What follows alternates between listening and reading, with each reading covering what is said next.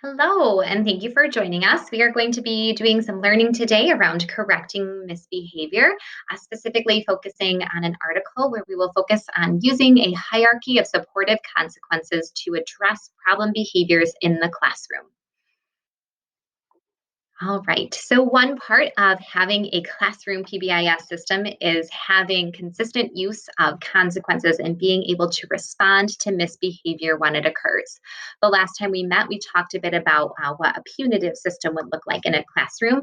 And we know oftentimes those would look like public display of behavior, such as a clip chart, where students are possibly feeling that shame response and being shamed. Also, we know that that might include exclusionary discipline for long periods of time. Thinking about that punitive piece, always going back to that we're not necessarily, when we have those punitive measures, teaching the desired behavior. So we're lacking that teaching piece when we have a punitive system in place. On the flip side of that, we have supportive consequences or a supportive hierarchy of consequences, right? With the overarching goal that we want to redirect students in order to meet those classroom or school wide expectations. Always thinking about using the least intrusive prompt or the least intrusive consequence possible and starting there and then working your way through a series of steps when handling behavior in the classroom.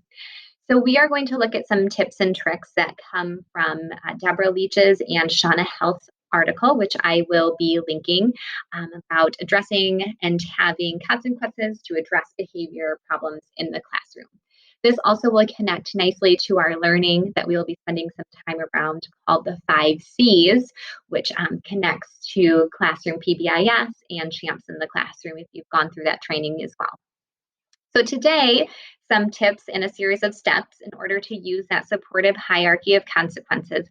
We're going to be talking about differentiated reinforcement of alternative behavior, nonverbal reminders, verbal reminders, supporting and modifying tasks, developing a safe place and having tools for de escalation, and also thinking of having a menu of consequences. So, that first idea that comes from the article is having differentiated reinforcement of alternative behavior. That's really a fancy way to talk about the praise around strategy, right? When we see that one student is not following expectations or meeting the desired behavior, we're going to praise those students around that child in order for them to say, oh, I want to do that too. I want that positive praise, with the thinking that when we deliver that praise to the students around the other child who maybe is not following the expectations, that we get away from just that good job syndrome and we always think about behavior specific praise. That we are going to tell the child, Joey, I love how you are raising your hand. That shows that you are following how we get help in our classroom by raising our hands, and that's very respectful. So, linking it back to the classroom expectations as well as those school wide, those bigger expectations that we have for our students in place. And then hoping by using that strategy that other students will want that behavior specific praise, and it will decrease the likelihood of those problem behaviors to occur. Now, if that does not work for a particular student, we know that we might need to use a different strategy. So, then thinking about going on to a nonverbal reminder.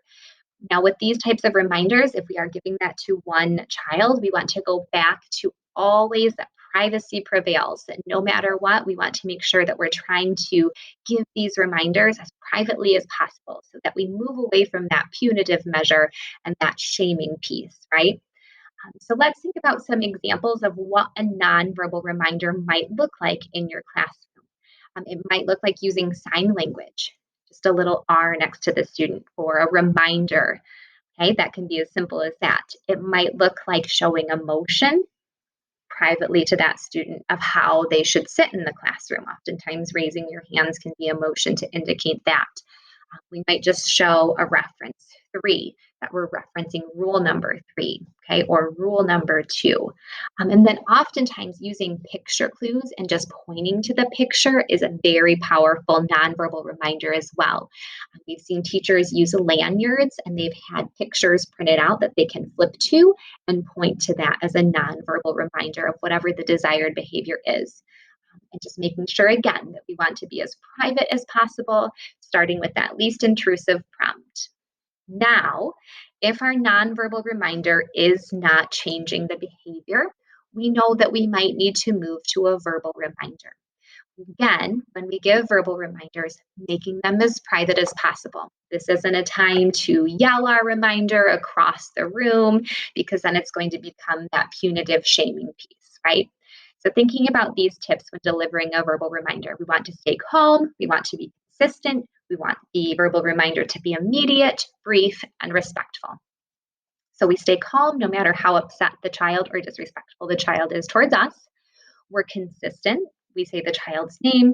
We always tie it back to what the desired expectation is and how that's impacting the community of the classroom. And then we end with encouragement. I know you can do it. I've seen you do this before. You've got this. That you're keeping that relationship there as you're delivering that verbal reminder. You want to make sure that you are immediate. You don't want to wait till the end of the day because the student might not know what you're talking about. Or brief, 1 minute or less. And then again, always thinking about delivering that in a respectful, private way.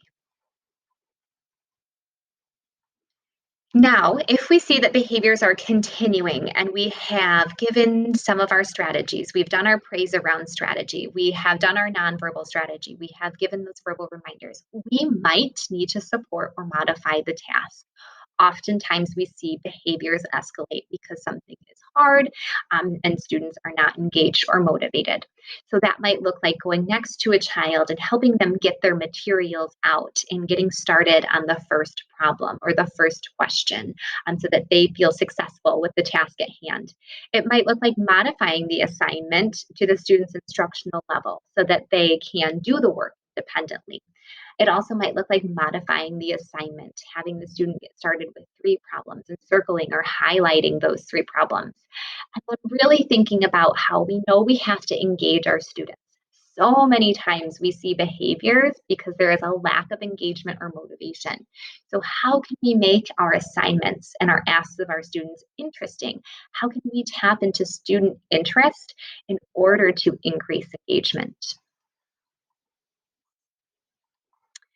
If we have done the hierarchy of consequences as suggested, and we have gone through those steps, always starting with the least intrusive prompt or the least intrusive redirect, and the student is escalated and they need a safe place, it is absolutely okay to allow them to go to a safe, calm down place that you've created in your classroom or virtually. I have seen calm down corners that have been created in Bitmoji classrooms as well, and having some tools there or videos that they can use for that emotional regulation piece.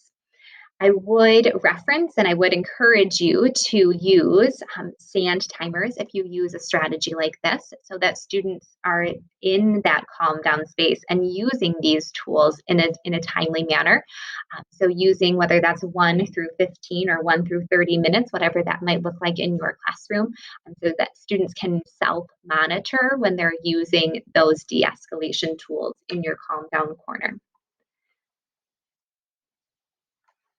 And then thinking about we've gone through our steps and we have delivered our redirects and we've delivered some consequences, knowing that sometimes we need to have a menu of consequences and we need to make sure that they're logical consequences, right? Knowing that crime A and crime B don't always equal the same consequence. And thinking about that the main reason we would have this is to spend time with the student to reteach the desired behavior just like we would with academics, always going back to that reteaching piece. So it might be spending a short time away from recess so that you are able to reteach the desired behavior. What does it look like? What doesn't it look like? Let's practice, let's model, let's provide specific behavior praise when that student is able to meet those expectations. Okay, so that kind of goes with that time mode. We're spending time teaching that behavior. It might be time away from a favorite object until we can practice. What does it look like and sound like to use that object? Okay. And again, teaching the behavior, teaching the desired expectation. It might be time away from a small group if instruction's not able to occur until you're able again to practice. What does it look like to be in our small group table? What does it look like to follow our expectations during that time? And then sometimes we know it might be restitution, right? If there's been property damage, it might look like we're going to clean some tables for a little bit so that we know what we've done is it needs to be restituted.